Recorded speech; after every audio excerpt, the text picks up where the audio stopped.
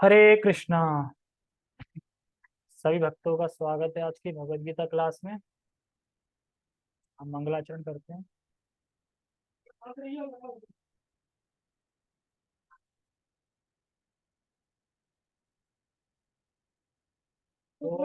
ज्ञानतिमिरान्धस्य ज्ञानञ्जनशलाकया चक्षुरुन्मीलितं येन तस्मै श्रीगुरुवे नमः। श्रीचैतन्यमनोभीष्टं स्थापितं येन भूतले स्वयं रूप कदा मह्यं ददाति सत्पदान्तिकम्। वन्देऽहं श्रीगुरो श्रीयुतापदकमलं श्रीगुरून् वैष्णवांश्च श्रीरूपं साग्रजातं सहगणरघुनाथान्वितं तं सजीवं साद्वैतं सावधूतं परिजनसहितं कृष्णचैतन्यदेवं श्रीराधा कृष्णपादान् सहगणललिता श्रीविशाखान्वितांश्च हे कृष्ण करुणा सिंधु दीनबंधु जगतपते गोपेश गोपिका कांत राधा कांत नमस्ते। तप्त कांचना गौरांगी राधे वृंदावनेश्वरी वृषभानुसुते देवी प्रणमामि हरिप्रिये। वाञ्छाकल्पतरुभ्यश्च कृपा सिन्धुभ्य एव च पतितानां पावनेभ्यो वैष्णवेभ्यो नमो नमः। जय श्री कृष्ण चैतन्य प्रभु नित्यानंद श्री अद्वैत गदाधर श्रीवासादि गौर भक्तवृंद। हरे कृष्णा कृष्णा कृष्णा हरे हरे हरे राम राम राम हरे हरे। रामाय रामभद्राय रामचंद्राय वेदसे रघुनाथाय नाथाय सीताय पतये नमः। नमो विष्णुपादाय कृष्णपृष्ठाय भूतले श्रीमते भक्तिवेदांत स्वामिनि नामिने। नमस्ते सारस्वते देवे गौरवाणी प्रचारिणे निर्विशेष शून्यवादी पाश्चात्य देशतारिणे। हरे कृष्ण। ठीक है, शुरू कर। भगवद गीता यथारूप अध्याय 9 श्लोक क्रमांक 20। 19 में 19 तक बताया था भगवान ने अपने ऐश्वर्य का वर्णन। मतलब भगवान हर चीज में व्याप्त, हर चीज उन्हीं से है। सत्य हो, असत्य हो, बारिश हो, बारिश का नहीं होना हो, हर चीज भगवान से ही संबंधित है। भगवान ही हर चीज में व्याप्त है। अब भगवान बताएंगे 2 श्लोकों में कि कुछ लोग ऐसे भी हैं जो वेदों को फॉलो करते हैं, लेकिन उनका परम लक्ष्य क्या मानते हैं? इंद्र तृप्ति, भोग, दृष्टि। यानी वेदों का प्रयोजन है भगवान कृष्ण को जानना, भगवान को जानना, वासुदेव भगवान को जानना। लेकिन वो लोग वेदों को तो फॉलो करते हैं, लेकिन परम लक्ष्य क्या होता है? इंद्रिय भोग, स्वर्ग इत्यादि जाएंगे, वहां से भोग के वापस आए। तो उसके बारे में भगवान इस श्लोक में बता रहे हैं। तो पहले हम श्लोक का उच्चारण करते हैं। त्रैविध्या माम सोमपः पूत पापा यज्ञेरिष्ट्वा स्वर्गतिं प्रार्थयन्ते ते पुण्यमासाद्य सुरेन्द्रलोका लोकम् अस्रन्ति दिव्यान् दिवि देव भोगान्। त्रैविध्या माम सोमपः पूत पापा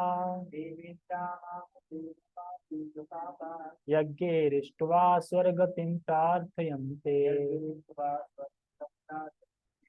ते पुण्यमासाद्य सुरेन्द्रलोकम् आश्रन्ति दिव्यान् दिवि देव भोगान्। त्रैविद्या, त्रैविद्या मतलब तीनों वेदों की विद्या। 3 वेद, साम यजुर एक और है। तीनों वेदों की विद्या। माम, माम मतलब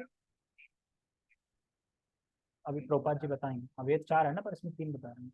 जैसे ना त्रिविद्या मतलब जैसे कि कोई 2 वेद जानता है तो वो द्विवेदी होता है, 4 वेद जानता है तो चतुर्वेदी होता है। और त्रिविद्या मतलब जो 3 वेद जानता है, त्रिवेदी बोलते हैं इसको। त्रिविद्या माम सोम पूत पापा, तीनों वेदों की विद्या जिससे वो यज्ञ करते हैं। मतलब जो 3 वेदों की विद्या है वो जानकर जिससे फिर वो यज्ञ करते हैं, यज्ञ करते हैं। और उस यज्ञ में सोम, क्या ना, सोमपा, सोम मतलब होता है सोम रस होता है, सोम रस, उससे यज्ञ करते हैं और फिर उस सोम रस को पीते हैं। सोम रस को पीते हैं पूत पापा, पूत पाप मतलब अपने पापों से शुद्ध होके, फिर वो क्या है, अपने पापों से शुद्ध होके, शुद्ध होके क्या करते हैं, फिर से पाप करते हैं, पापों से शुद्ध होके यज्ञ रिष्टवा स्वर्गतिम प्रार्थयन्ते, यज्ञ करते हैं, शुद्ध यज्ञ करके शुद्ध हो जाते हैं, स्वर्ग गतिम, स्वर्ग लोगों को जाते हैं, स्वर्ग गति मतलब स्वर्ग लोगों को जाते हैं, प्रार्थयन्ते, प्रार्थयन्ते मतलब स्वर्ग जाने के लिए प्रार्थना करते हैं। पहले तीनों विद्या वेदों की विद्या समझ में आ गई, फिर उसको सोमरस से यज्ञ वगैरह करते हैं, सोमरस पीते हैं, और स्वर्ग गतिम, स्वर्ग जाने के लिए प्रार्थयन्ते, प्रार्थना करते हैं कि हम स्वर्ग चले जाएं। जो तीन वेदों को जानने का मतलब है भगवान को जानने, भगवान को ना जान के क्या जानते हैं कि हमें स्वर्ग जाना, ये जानते हैं। आगे कह रहे हैं ते पुण्य मासाद सुरेंद्र लोक, तो इस प्रकार से वह पुण्य लोगों को प्राप्त होता है। पहले प्रार्थना कर रहा है, फिर जाता है पुण्य लोगों को, यानी महर लोक, तप लोक, स्वर्ग लोक और सुरेंद्र लोक, ये सारे इंद्र के लोक हैं, मतलब प्राप्त करते हैं। सुरेंद्र लोक मतलब इंद्र लोकों को प्राप्त करते हैं। और कह रहे हैं आश्रितम दिव्यान दिवी देव भोगा, मतलब भोगते हैं, क्या भोगते हैं वहां जाके, स्वर्ग में जाके क्या भोगेंगे, भोगते हैं देवी देवताओं को प्राप्त होने वाले दिव्य भोगों को भोगते हैं। जो देवी देवताओं, जैसे यहाँ से जाके तुम्हें एक देवी देवता का शरीर मिल जाएगा वहां पे, और फिर उस शरीर से तुम वहां पे भोगोगे स्वर्ग। तो बस यहीं तक वो जानते हैं। तो भगवान बता रहे हैं कि ये एक ऐसे लोग भी हैं जो मुझे कृष्ण को नहीं जानते, वेदों को तो फॉलो करते हैं, लेकिन उनकी धारणा क्या होती है कि मैं इंद्रिय भोग प्राप्त करूं। हाँ टाइमिंग अलग है, बहुत काफी साफ, ऐसा नहीं कि ये मान लो कि स्वर्ग लोक में इतने भोग गए हैं कि उसके हिसाब से अगर ये लोग देखा जाए ना तो कुछ भी नहीं, कुछ भी नहीं है। कोई बोलेगा तो स्वर्ग लोक ही ठीक है यार, लेकिन अगले श्लोक में नीचे उतार देंगे स्वर्ग लोक से। हाँ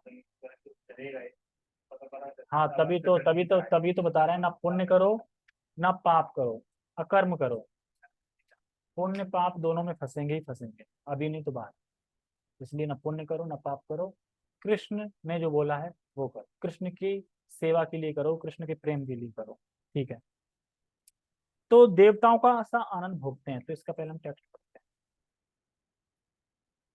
एक माउस लेना पड़ेगा। टेक्स्ट, जो वेदों का अध्ययन करते तथा सोम रस का पान करते हैं, वे स्वर्ग प्राप्ति की गवेषणा करते हुए अप्रत्यक्ष रूप से मेरी पूजा करते हैं। वो पाप कर्मों से शुद्ध होकर इंद्र के पवित्र स्वर्गिक धाम में जन्म लेते हैं, जहां वे देवताओं का सा आनंद भोगते हैं। तो ये भगवान यहाँ पे कह रहे हैं अप्रत्यक्ष, एक होता है भगवान की प्रत्यक्ष पूजा करना, और एक होता है भगवान की अप्रत्यक्ष पूजा करना। तो ये भगवान की डायरेक्ट पूजा नहीं कर रहे हैं, भगवान की जो शक्तियां हैं उनकी उपासना कर, ये भी ठीक है, धीरे धीरे करके बढ़ेंगे अगर बिल्कुल बढ़िया से कर रहे हैं तो। क्योंकि आजकल तो देवी देवताओं की उपासना नहीं कर पाओगे, यज्ञ नहीं कर पाओगे, तेल शुद्ध नहीं है, अग्नि शुद्ध नहीं है। जैसे कि जब महाराज परीक्षित थे, तो प्रकृति इतनी वो थी कि प्रकृति हर चीज खुल के दे रही थी, खुल के गायों के थनों में दूध था भरा हुआ एकदम, और हर चीज, फसल थी सही से, और सही से वनस्पतियां थी सही से, साग सब्जी सब कुछ सही थी मात्रा में। लेकिन अब तो पृथ्वी भी नहीं दे रही, क्यों, क्योंकि यज्ञ नहीं कर रहे हैं, गाय को काट रहे हैं, जबकि गायों के दूध से यज्ञ करना चाहिए, यज्ञ करेंगे तो पृथ्वी देती है, क्योंकि पृथ्वी माता है।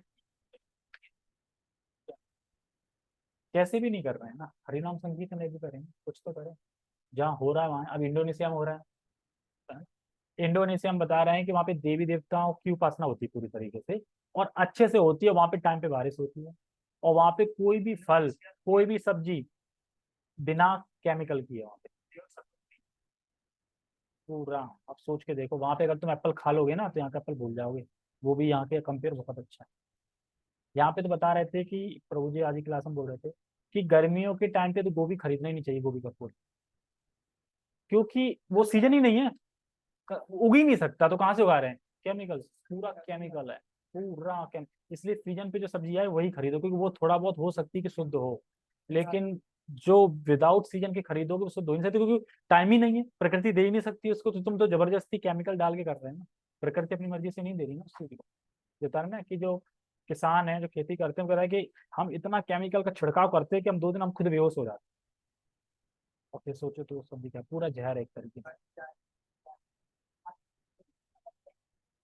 सब उससे केमिकल, टोटली चीज केमिकल से आ रही है। यहाँ तो यहाँ तक कि हम भले ही दूध ले आते हैं पैकेट वाला, लेकिन जरूरी नहीं वो दूध ही है, पता वो कुछ भी हो सकता है। तो बताओ, अब ये बताओ कलयुग में लोग कितने भी पैसा खर्च करके फिर भी दूध और घी नहीं दे पा रहे हैं, पैसा खर्च करके, शुद्ध नहीं मिल रहा। और इंडोनेशिया में भी शुद्ध नहीं। तो क्यों? क्योंकि यज्ञ कर रहे हैं वहाँ पे, देवता की उपासना कर रहे हैं टाइम टू टाइम। वो कहते हैं कि बारिश होगी।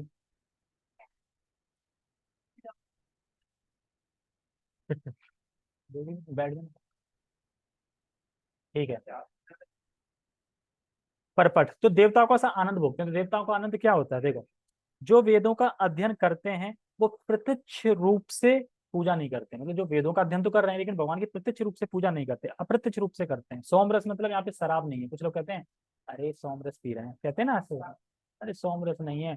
वो सोमरस पियोगे तो तुम उससे प्यूरिफाई होगे और कहाँ जाओगे? स्वर्ग लोग जाओगे, मतलब स्वर्ग लोग में पुण्य करोगे, आगे बढ़ोगे। लेकिन यहाँ का सोमरस पी के क्या करोगे? बीमारी आएंगी और फिर नरक जाओगे। तो दोनों में सोमरस में फर्क है, एक ही नहीं। तो यहाँ का सोमरस भोग बढ़ाता है और वहां का सोमरस अ, अमृत प्रदान करता है। नहीं, ये नहीं, वहां का, हाँ, यहाँ का सोमरस भोग बढ़ाता है और बाद में क्या देता है? मृत्यु। पहले भोग बढ़ाएगा फिर बाद में मृत्यु देता है। तो ये इंद्र का धाम है, वहां ये लोग जन्म लेते हैं, मतलब ये सब क्रियाएं करके, तीनों वेदों को जान के ये सब करके जन्म लेते हैं और वहां देवता बन जाते हैं। उनकी चर्चा की है भगवान ने यहाँ पे इस श्लोक में। ये लोग हैं, ठीक है। वे पाप कर्मों से शुद्ध होकर इंद्र के पवित्र स्वर्गिक धाम में जन्म लेते हैं, जहां वे देवताओं का सा आनंद भोगते हैं। देखो, जो भगवान कृष्ण की भक्ति नहीं करते, जो देवताओं की पूजा करते हैं, उनको दो श्लोकों में बता रहे हैं, ये मैंने बता दिया। त्रैविद्या का मतलब होता है एक साथ, ऐसा नहीं एक एक करके होता ना, एक एक साथ तीन चीज होती हैं। जैसे एक साथ जब कोई चीज करते हैं, एक साथ ये तीनों वेद मतलब पढ़े हैं उन्होंने, तो उनको त्रिविद्या बोलते हैं। मतलब त्रिविद्या मतलब एक वर्ड ऐसा है कि एक साथ तीन चीज, उसको त्रिविद्या बोलेंगे, एक साथ तीन चीज। जैसे कि ना, एक साथ तीन सब्जेक्ट नहीं पढ़ते हैं, जैसे एक साथ तीन थ्री सब्जेक्ट, तो उसको त्रिविद्या बोलते हैं। हम्म। तो वेदों का उद्देश्य है वासुदेव को जानना। देखो, वेदों का उद्देश्य है वासुदेव को जानना, पर ये लोग जो तीन प्रकार की विद्या में नियोजित रहते हैं वह उसको नहीं समझ पाते। मतलब वो जो ये लोग हैं जो भगवान को नहीं मानते, वेदों का लक्ष्य नहीं पता है उनको, तो वेदों में नियोजित तो हो जाते हैं, पढ़ भी रहे हैं, सब कुछ कर रहे हैं, लेकिन ये नहीं समझ पाते कि इनका लक्ष्य है भगवान कृष्ण को जानना वास्तव। वो ना जान के स्वर्ग की तरफ भागते हैं, क्योंकि स्वर्ग में भोग है। और वेदवादी कहते हैं कि वेदों का उद्देश्य है पुण्य करो स्वर्ग प्राप्त करो। कुछ वेदवादी है ना, वो क्या कहते हैं ये लोग? ये कहते हैं देखो वेदों का निष्कर्ष यही है, पुण्य करो, अच्छे काम करो, स्वर्ग करो और स्वर्ग जाओ, बस स्वर्ग तक ही है, स्वर्ग के ऊपर कुछ नहीं, मतलब स्वर्ग तक ही उनकी लिमिट है, इसको करने की। तो ये ध्यान देना चाहिए कि जो भी लोग, जो भी भोग स्वर्ग में है, वह भगवान की भक्ति से मिलने वाले सुख के अंश मात्र। जो भी भोग स्वर्गलोक में है, एक भोग भोग रहा है कोई स्वर्ग को, एक इंसान भक्ति कर रहा है, तो भक्ति करने वाला के पास इतना सुख है, इतना सुख है कि स्वर्ग का सुख अंश मात्र है, और बैठे बैठे, क्योंकि सुखी इंसान कब रह सकता है? सारी टेंशन खत्म हो जाए। और जो फिर भक्ति करेगा तो उसकी टेंशन खत्म हो जाएगी, इतनी टेंशन नहीं होगी ना, वो समझ जाएगा ना सब चीजें कि सबको दैट्स कर्मा के हिसाब से सब कुछ हो रहा है, और कर्मा के हिसाब से ये चीज मिल रही है। तो इतना वो अंदर से मतलब मतलब अंदर से स्ट्रांग रहेगा वो, अंदर से इंसान। जैसे कहते हैं ना, भक्ति करके क्या होगा, ये सब चीजें करो। कुछ दुख आया, कुछ विपरीत परिस्थिति आए, तो पता चले कि इतना ज्यादा सदमा लगा, खुद ही चले गए, होता है ना कि सदमा, गहरा सदमा हो जाता है, हार्ट अटैक हो जाता है एकदम अचानक। लेकिन जो अंदर से स्ट्रांग है उसे नहीं होगा, वो और जिम्मेदारी को अच्छे से संभालेगा। परफेक्ट।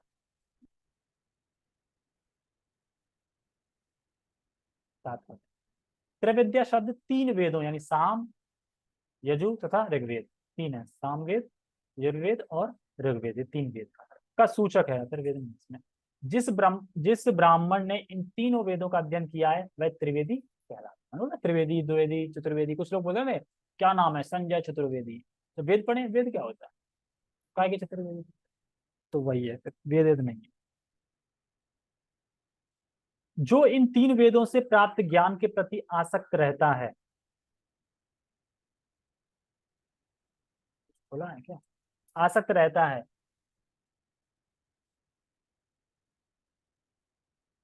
जो इन तीन वेदों से प्राप्त ज्ञान के प्रति आसक्त रहता है, इसका समाज में आदर होता है। दुर्भाग्यवश वेदों के ऐसे अनेक पंडित हैं जो उनके अध्ययन के चरम लक्ष्य को नहीं समझते। इसलिए कृष्ण अपने को त्रिवेदियों के लिए परम लक्ष्य घोषित करते हैं। वास्तविक त्रिवेदी भगवान के चरण कमलों की शरण ग्रहण करते हैं और भगवान को प्रसन्न करने के लिए उनकी शुद्ध भक्ति करते हैं। भक्ति का सूत्रपात्र हरे कृष्ण मंत्र के कीर्तन तथा साथ साथ कृष्ण को वास्तव में समझने का प्रयास से होता है। दुर्भाग्यवश जो लोग वेदों के नाम मात्र के छात्र हैं, वे इंद्र तथा चंद्र जैसे विभिन्न देवों को आहुति प्रदान करने में रुचि लेते हैं। देखो समझो, जो ये तीन वेद हैं, ये तीनों गुणों से संबंधित है। तीन वेद है ना, सतोगुण रजोगुण तमोगुण। तीनों वेद तीनों चीज बताते हैं, कर्म कांड भी बताते हैं, ज्ञान कांड भी बताते हैं, लेकिन भक्ति नहीं बताते पूरी तरीके से। तो मिश्रित है, मतलब संबंधित है गुणों से। ठीक है, तो मतलब मैनेजमेंट करते हैं, मतलब ये तीनों वेद कर्म कांड को मैनेजमेंट करते हैं कि ये कर्म कांड करो तो ये मिलेगा, ये कर्म कांड करो तो ये मिलेगा, इस तरीके से। और अर्जुन तो गुणातीत है। अर्जुन क्या है? गुणातीत है। तो भगवान अर्जुन से कहते हैं कि वेद कर्म कांड बताता है, तीनों गुणों के अनुसार बताता है। वेद जो वेद है वो कर्म कांड बताता है कि फलाना फलाना यज्ञ करो, ये तुम्हें मिल जाएगा। ठीक है, तो फलाना फलाना हर लोगों के लिए हर कर्म कांड बताया गया है। वेदों में ये मान लो कि सब चीज लिखा है, टोटका वोटका जो सब करते हैं ना, सब कुछ वेदों में लिखा है। ये करो तो ये हो जाएगा, यहाँ बाल काट के यहाँ छुपा दो, ये हो जाएगा, वो हो जाएगा, दुनिया भर की चीजें सब वेदों में, कर्मकांड सारे दिन वेदों में। लेकिन अर्जुन से भगवान क्या कह रहे हैं? तुम गुणातीत बनो, मतलब वेदों को छोड़ो, मतलब भक्ति करो मेरी। तो भक्ति करोगे तो तुम गुणातीत, मतलब वेद तो बता रहे हैं गुणों से संबंधित है, लेकिन मेरी भक्ति गुणों से परे है, तो तुम भी परे चले जाओगे। जो भगवान की भक्ति करेगा गुणों से परे चला जाएगा, तो वो यहाँ पे बता रहा है। हाँ जाएंगे भाई, वही जाएंगे, लेकिन बहुत समय लगेगा उसमें। पर भगवान की भक्ति गुणातीत है। लेकिन वेदों का लक्ष्य है भगवान कृष्ण को जानना। ये लक्ष्य तो पता होना चाहिए, तभी तो वेदों से पहुंचोगे। लेकिन वो लक्ष्य क्या मान रहे? स्वर्ग। तो फिर वो जो थक जाएंगे, जाएंगे स्वर्ग, जाएंगे नीचे आएंगे, थक जाएंगे, उसके बाद सुख ढूंढेंगे, कहीं और सुख मिल जाए, तब जाके धीरे धीरे कहीं भक्तों से संगति मिल गई, कहीं ऐसा करके तब होंगे। तो इसलिए भगवान अर्जुन को कहते हैं कि तुम भक्ति करके गुणातीत हो जाओ, क्योंकि इस कर्मकांड में मत फंसो। बाकी ये लोग तो समझ नहीं रहे, इसलिए कर्मकांड में ये फंसे, पर तुम मत फंसो, तुम मेरी भक्ति करके इस कर्मकांड से बाहर निकलो। और तारा ही मतलब भगवान का नाम और बता रहे हैं ना, इसमें रुचि लेते हैं। तो इसमें दो चीज बताई हैं, भगवान का नाम, एक तो भगवान का नाम लेना है, और भगवत गीता भागवतम ये पढ़नी है। दो चीज, तो एक होता है दिव्य ज्ञान, एक होता है दिव्य नाम। दिव्य नाम जो हम हरे कृष्ण मंत्र बोल रहे हैं, और दिव्य ज्ञान जो हम भागवतम और भगवत गीता पढ़ रहे हैं, ये दोनों साथ लेके चलना है। पटरी 1 पटरी 2। अगर पटरी 1 नहीं है तो पटरी 2 कब तक चलेगी? चलेगी नहीं। पटरी 2 है, पटरी 1 नहीं है तो भी नहीं चलेगी। पटरी 1 है, पटरी 1 है और पटरी 2 नहीं तो भी नहीं चलेगी। तो ये दोनों पटरी होंगी तभी गाड़ी तेज भागेगी। तो हमें दिव्य ज्ञान और दिव्य नाम दोनों लेके चलना है। तो दोनों नाम ग्रहण कर। और बता रहे हैं इसमें आगे, रुचि लेते हैं। ऐसे प्रयत्न से विभिन्न देवों के उपासक निश्चित रूप से प्रकृति के निम्न गुणों के कलमश से शुद्ध हो जाते हैं। शुद्ध हो जाते हैं मतलब क्या है? ऐसे लोग, जो भी बात चल रही है, ऐसे लोग क्या करते हैं कि प्रयत्न करते हैं, देवों को उपासना करते हैं, मतलब बढ़िया से। तो निश्चित रूप से प्रकृति के जो निम्न गुण है ना, रजोगुण तमोगुण, ये दो निम्न गुण है। सतोगुण तो ठीक है, हाईएस्ट है, लेकिन ये निम्न गुण है, इनसे भी शुद्ध हो जाते हैं। अगर कोई सही तरीके से, सही अनुष्ठान से देवताओं की उपासना करता है, तो वो रजोगुण तमोगुण से उठ के सतोगुण पे है, और सतोगुण से आके फिर स्वर्ग पड़ा है। लेकिन रजोगुण तमोगुण से ऊपर उठ जाएगा। तो यही बता रहे हैं कि वो सही से कर रहा है, सही से मतलब कर रहा है। तो अगर उपासना भी सही से नहीं कर रहा है तो फिर तमोगुण रजोगुण में पड़ा रहे। देखते ना कुछ कुछ देवताओं को उपासक होते हैं तो बिल्कुल सही होते हैं, चुटिया भी होती है, सब होते हैं, सतोगुण होते हैं, एकदम सही खाते हैं, इस तरीके। फलस्वरूप वे उच्चतर लोकों यथा महरलोक, जनलोक, तपलोक आदि को प्राप्त होते हैं। बता रहे हैं ना, शुद्ध होके प्राप्त होते हैं। एक बार इन उच्च लोकों में पहुंचकर वहां इस लोक की तुलना में लाखों गुना अच्छी तरह इंद्रियों की तुष्टि की जा सकती है। अगर एक बार हम स्वर्ग लोक पहुंच गए, तो स्वर्ग लोक में इतना सुख है कि अगर हम गुणा मतलब देखें, तो यहाँ की तुलना से अगर देखें तो बहुत ज्यादा वहां पे। हाँ, पर जीव कहीं सुखी नहीं रह सकता, ये भी सही। मतलब भले वो वहां चला जाए स्वर्ग लोक, लेकिन जीव है नहीं, आत्मा, आत्मा सुखी किससे होगी? भगवान के नाम से ही। तो जीव सुखी नहीं होगा। और जब सुखी नहीं होगा तो फिर वो क्या करेगा? सुख की तलाश में आएगा। सुख की तलाश कहाँ है? जब सुख की तलाश करेगा तो हो सकता है कि भगवान के किसी शुद्ध भक्त से उसका संपर्क हो जाए, टकरा जाए, कहीं नाम मिल जाए, कुछ हो जाए, किसी भी तरीके से हो जाए। तो बस एक पृष्ठभूमि फिर तैयार होती जाती है उसकी, मतलब ये सब जो फॉलो कर रहा है इससे उसकी एक पृष्ठभूमि तैयार हो रही है कि कभी ना कभी आगे चल के किसी भक्त से मतलब संगति पाके वो आगे बढ़ सकता है। तो हमने क्या सीखा इस श्लोक में? जो लोग कृष्ण के भक्त नहीं है वे देवताओं की उपासना करते हैं, यज्ञ इत्यादि करते हैं और अपने पाप कर्मों से मुक्त होके छोड़ के कहाँ चले जाते हैं? देवलोकों में चले जाते हैं।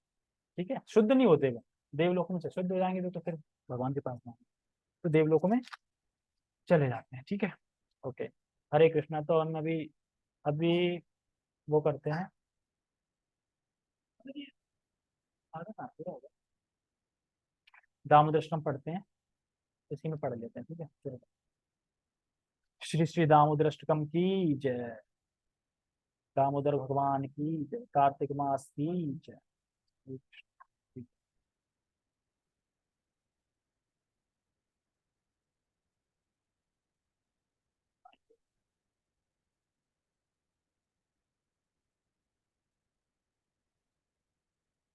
नमामीश्वरं सच्चिदानन्दरूपं लसत्कुण्डलं दोतोले व्राजनं यशोदाभियोलुखालाद्वमानं परामृष्टमत्यं ततो वृत्तिगोप्यां रुदन्तं मुहुर्नेत्रयुग्मं व्रजन्तं कराम्भोजयुग्मेन शान्तकनेत्रम् मुहुश्वासकम्पातिरेखाङ्ककण्ठा स्थितग्रैवं दामोदरं भक्तिबद्धम् इति द्रक्ष्वलीलाभिरानन्दकुण्डे स्वघोषं निमज्जन्तमक्षपयन्तम् तदीयेषितागेषु भक्तिर्गीता त्वं पुनः प्रेम तस्थं शतावति वन्दे वरं देवमोक्षां न मोक्षं वदिवा न चाम्ये व्रणेऽहं वर्षादपि इदं ते वपुर्नाथ गोपाल बालं सदा मे मनस्या विरसं किं मन्ये इदं मुखाम्बोजात्यन्तनीले वृतं कुन्तले स्निग्धरक्तेक्ष च गोप्या मुहुश्चुम्बितं बिम्बरक्ताधरं मे मनस्या विरास्तामलं लक्ष्यणाभे नमो देव दामोदर अनंत विष्णु प्रसीद प्रभु दुःखजलाभिमुदम् कृपा दृष्टि दृष्ट्याति दीनं बतानु ग्रहाणेषु मामज्ञे मेद्यचिदृश्य कुबेरात्मजो बद्धं मृत्युवेयद् त्वया मोचितो भक्ति भजो प्रतोष तथा प्रेम भक्तिं स्वकामे प्रयच्छ नमोचे ग्रहो में अस्ति दामोदरे नमस्ते स्तुतो दाम्ने स्फुरदीप्ति धाम्ने त्वदीयोदरायात विश्वसधाम नमो राधिकाय त्वदीया प्रियाय नमो राधिकाय त्वदीया प्रियाय नमो अनंत लीलाय देवाय तुम हरे कृष्णा कृष्णा कृष्णा हरे हरे हरे रामा राम राम हरे हरे। श्री श्री दामोदर भगवान की जय। तुलसी महाराज की जय। दंड गौर प्रेमानंद। और क्या? ठीक है, अब दीपदान करते हैं। सभी लोग दीपदान कर लेना, जिन्होंने नहीं किए हैं वो कर लेना। ठीक है, हरे कृष्णा।